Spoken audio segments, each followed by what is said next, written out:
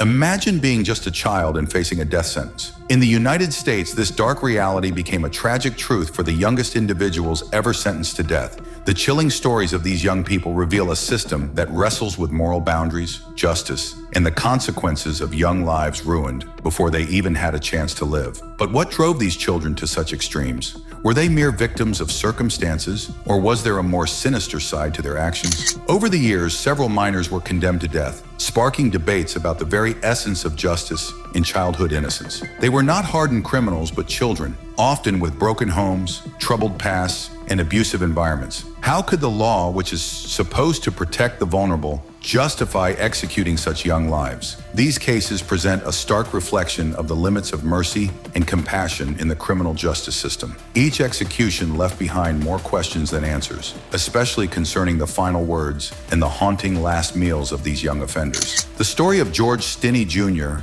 is the first to grip you. In 1944, at just 14 years old, Stinney became the youngest person ever executed in the United States in the 20th century. Convicted of the brutal murders of two young white girls, his trial lasted only a few hours, and his defense was virtually non-existent. Stinney's final moments were horrifyingly brief. After a rapid trial, his life was cut short by the electric chair. But was he guilty? Many now question whether his confession was coerced and if the rush to execute him was based on racial prejudices rather than solid evidence. Then there's the case of Lionel Tate, who was just 12 years old when he was sentenced to death for the murder of a 6-year-old girl. Unlike many others, Tate didn't set out to kill. His crime was committed during a wrestling match that turned tragic. His case raised eyebrows not only because of his young age, but because it highlighted the deep flaws in understanding child psychology in relation to violent behavior. His death sentence was later overturned, but it didn't erase the chilling notion of a child facing death row.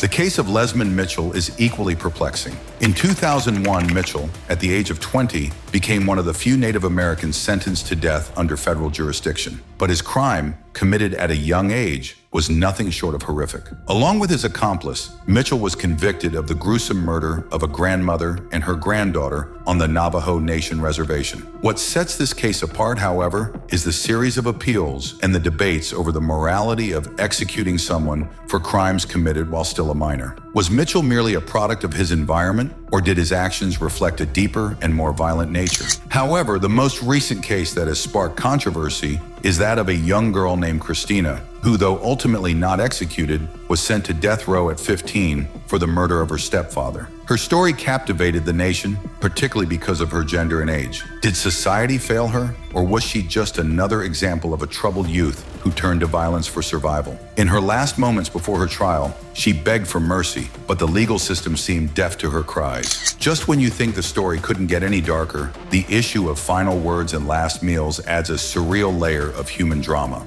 For these young offenders, their final requests were a poignant reminder of their lost childhood. George Stinney Jr., who had no last meal, was instead given a slice of cake from the jailhouse kitchen. Lionel Tate requested a simple last meal, but never had the chance to consume it, his life snuffed out before he could even begin to savor it. Meanwhile, Lesmond Mitchell's last meal was a ritualistic moment of finality, with no remorse or forgiveness offered. What do these requests reveal about the humanity of those who execute the law? If you are still with us, don't forget to hit like and subscribe to our channel. Back to the topic. The last words of these children have stayed with the public, echoing in the minds of many who question the justice of it all. Stinney's final words were barely heard before his life was taken. Tate's last words, though filled with desperation, were never given the chance to lead to any form of redemption. As the system prepared to end their lives, these children begged for their lives to be spared, but their cries went unheard. What do the final words and last meals tell us about the justice system's power over life and death? In the end, the death sentences of these young offenders leave a lingering question.